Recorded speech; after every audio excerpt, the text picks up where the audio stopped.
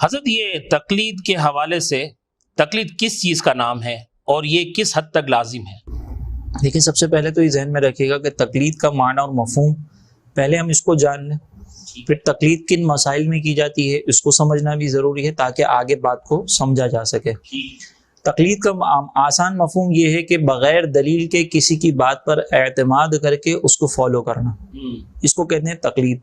یعنی مثال کے طور پر اگر کسی عالم نے ایک عام آدمی کو کوئی مسئلہ بتایا اور عام آدمی اس مسئلے کی دلیل معلوم کیے بغیر اس پر عمل کرنا شروع کر دے تو مفہوم کے اعتبار سے اس کو دلیل کہا جاتا ہے۔ لیکن اصطلاحی طور پر باقاعدہ جو ہمارے مجتہدین ہیں، جو قرآن و حدیث میں غور و فکر کی صلاحیت رکھتے ہیں، ان کی بات پر اعتماد، اس طرح اعتماد کرنا کہ انہوں نے جو بیان کیا ہے وہ قرآن و حدیث سے استدلال کر کے بیان کیا ہے، اب ہم مکلف نہیں کہ مزید قرآن و حدیث میں غور و تفکر کریں۔ تو بغیر دلیل کے پیروی کرنے کا نام ہم کہہ سکتے ہیں کہ مجتہد کی پیروی کا نام ہوتا ہے تقلید کرنا۔ اچھا، اب یہ یہاں پر ایسا نہیں کہ ہم تقلید جو دلیل ہے اس کو معلوم بھی نہیں کر سکتے، معلوم کرنا چاہیں تو کر سکتے ہیں، لیکن شریعت نے ہمیں مکلف نہیں بنایا۔ اس کی ایک دلیل جو بنیادی دلیل ہے وہ یہ ہے کہ اللہ تبارک و تعالیٰ نے ایک مقام پر ارشاد فرمایا فَاسْأَلُوا أَهْلَ الذِّكْرِ إِن كُنتُمْ لَا تَعْلَمُونَ، اگر تم نہیں جانتے تو اہل علم سے سوال کرو۔ اب وہاں پر ہم عوام کی ذمہ داری یہ ہو گئی کہ ہمیں کوئی بھی مسئلہ درپیش ہوگا تو ہم علماء سے پوچھیں گے، فقہا سے پوچھیں گے، اور فقہا کی یہ ذمہ داری ہے کہ وہ قرآن و حدیث میں غور و تفکر کریں اور منصفانہ انداز میں غور و تفکر کر کے نتیجے کو اخذ کریں، اجتہاد کرنا، اس کو کہا جاتا ہے تقلید۔ یہ تقلید جو ہے وہ شریعت کے جو مسائل ہیں وہ دو طرح کے ہوتے ہیں، ایک اصولی مسائل کہلاتے ہیں، ایک فروعی مسائل کہلاتے ہیں۔ اصولی مسائل یعنی جیسے ہمارے عقائد ہیں، اللہ تبارک و تعالیٰ کو ایک ماننا، نبی کریم علیہ السلام کو آخری نبی تسلیم کرنا، جنت دوزخ کا تصور، جنات کا تصور، یہ ساری وہ چیزیں ہیں جو قرآن و حدیث میں صراحتاً بیان کر دی گئی ہیں۔ تو اب یہ جو عقائد ہیں، جو ہمارے اصولی مسائل ہیں، نماز کی فرضیت، روزے کی فرضیت، زکوٰۃ کی فرضیت، حج کی فرضیت، تو اب نماز کی فرضیت کو ماننے کے لیے، اللہ کو ایک ماننے کے لیے تقلید کی ضرورت نہیں ہے، اور یہاں پہ تقلید کرنا گناہ ہے۔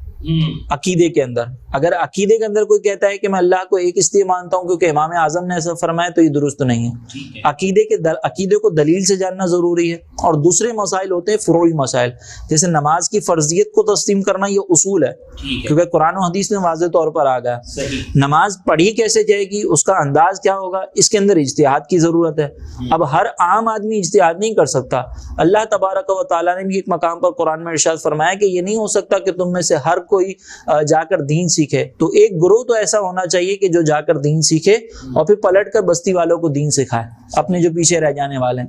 تو یہ انسانی فطرت کی طرف اللہ نے بھی اشارہ فرمایا کہ انسان کی فطرت یہ کہ ہر کوئی گہرائی کے ساتھ دین نہیں سیکھتا، اصولی ان چیزوں کو بغیر دلیل کے ساتھ سیکھا جائے گا، بغیر کسی کی تقلید کے۔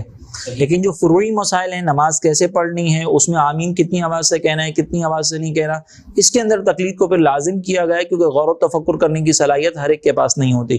تو یہ تقلید کا بنیادی سبب ہے۔ اس کی ضرورت کیوں ہے؟ اس کی ضرورت اسی لیے ہے کہ ہر عام آدمی قرآن میں غور کرے گا، حدیث میں غور کرے گا تو ہو سکتا ہے وہ ٹھوکرے کھائے، کیونکہ قرآن کی کئی آیات ایسی ہوتی ہیں، قرآن عربی زبان میں نازل کیا گیا اور اس میں کئی آیات ایسی ہیں جن کے اندر ایسے الفاظ کا استعمال ہے۔ یہ فروعی مسائل کی میں بات کر رہا ہوں، اصولی مسائل میں تو ہر چیز واضح طور پر بیان کر دی، اس میں کوئی شک و شبہ نہیں ہے، لیکن فروعی جو مسائل ہیں اس کے اندر کچھ ایسے الفاظ بیان کیے گئے ہیں جن کے دو معنی نکلتے ہیں۔ اب ان میں سے کس معنی کو متعین کیا جائے، اس میں اختلاف ہو سکتا ہے۔ احادیث کو دیکھا جائے تو احادیث بھی پھر مختلف چیزوں پر دلالت کرتی ہیں، لہٰذا یہاں پر پھر ضرورت پیش آتی ہے اجتہاد کی، اور اجتہاد کی صلاحیتیں ہر ایک میں نہیں ہوتی۔ جیسے مثال کے طور پر اللہ تعالیٰ نے ارشاد فرمایا والمطلقات یتربصن بانفسہن ثلاثۃ قروء، کہ طلاق یافتہ عورتوں کو لازم ہے کہ وہ اپنے آپ کو 3 قروء تک عدت میں روکے رکھیں۔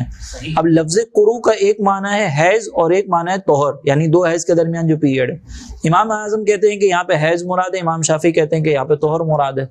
اگر ہم ان دونوں معنی کو الگ الگ اعتبار سے دیکھ کے نتیجہ اخذ کریں تو یہ حلال حرام تک بات پہنچ جاتی ہے، کیونکہ بعض اوقات اگر ہم امام اعظم کے قول کو لیتے ہیں تو جو تیسرا طہور ہوگا، اللہ تعالیٰ نے فرمایا 3 ہے طہور، قرو تک اپنے آپ کو روکیں، تو امام اعظم کے مطابق جو تیسرا طہور ہوگا اس کے اندر نکاح کر سکتے ہیں۔ امام شافعی کے نزدیک اگر کسی نے اس طہور میں نکاح کیا تو یہ حرام اور گناہ کبیرہ ہوگا۔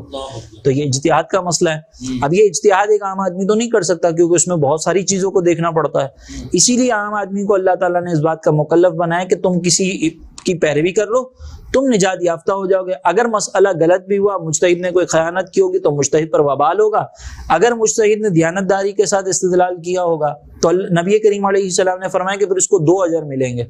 ایک اجر یہ ملے گا کہ اس نے اجتہاد کیا، دوسرا اجر اس کے نتیجہ صحیح ہونے پر ملے گا، 2 اجر۔ اور اگر غلطی ہو گئی مجتہد سے تو اس نے اگر دیانت داری کے ساتھ اجتہاد کیا ہوگا تو سرکار علیہ السلام نے فرمایا کہ پھر بھی اس کو اجتہاد کا اجر ضرور ملے گا، اور جو خطا ہوگا اس پر کوئی گناہ نہیں ہوگا اس کو، کیونکہ اس کی دیانت ہے۔ تو مکلف شریعت نے ہمیں اس بات کا بنایا کہ ہم کسی امام کو فالو کر لیں، کسی کی پیروی کر لیں، اور پھر اس کے بعد اپنی زندگی کو گزاریں، اسی میں آسانی۔ صحیح۔